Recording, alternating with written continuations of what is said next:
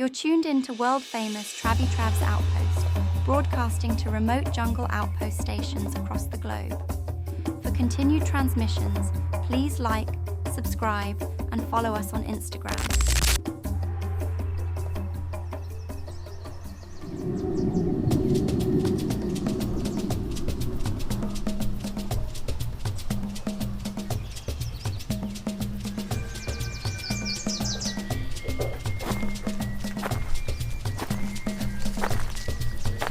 Professor Wormbog collected beasties.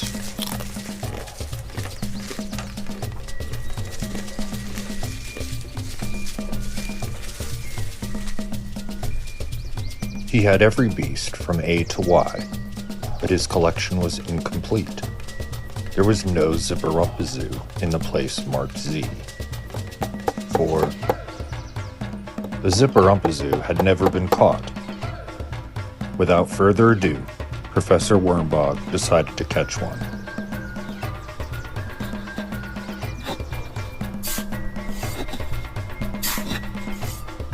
He dug a pit, both deep and wide.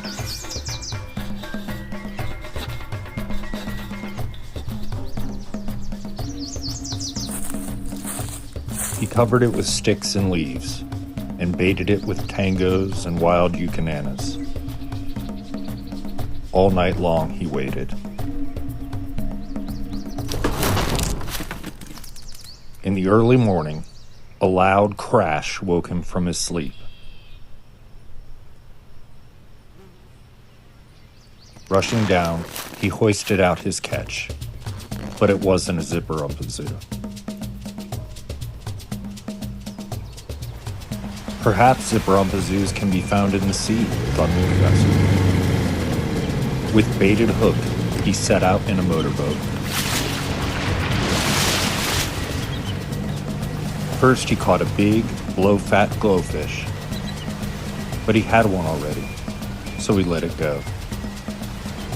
Then he caught a great glurn of the sea, but he had two of them at home, so he let it go. Then something deep under the sea took hold of his line. "This must be a ZIPPERUMP-A-ZOO," cried Professor Wormbog. "How fierce it is!" After many long hours, he pulled in his catch, but it wasn't a ZIPPERUMP-A-ZOO. Perhaps ZIPPERUMP-A-ZOOs fly through the air, thought Professor Wormbog, and he disguised himself as a feathered croonie.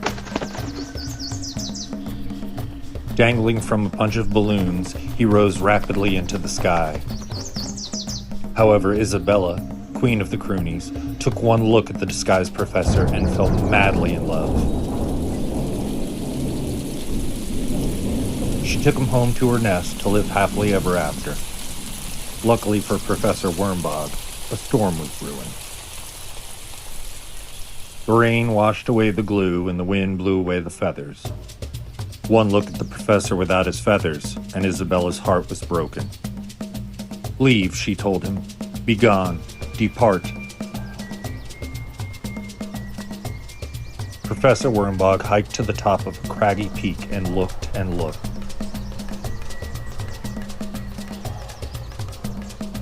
But when the peak looked back, he knew it was time to go. No place for a ZIPPERUMP-A-ZOO, he thought. Deep in caves and caverns beneath the earth he traveled. Perhaps a ZIPPERUMP-A-ZOO can be found here.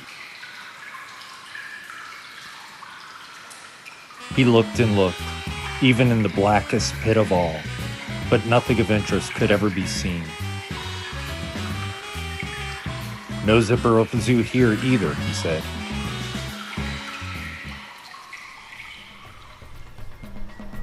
Quite disappointed, Professor Wormbog went home.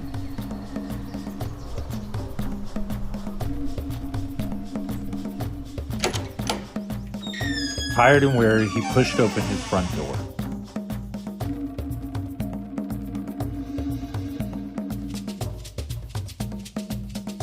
took off his dusty clothes and jumped into a hot bath.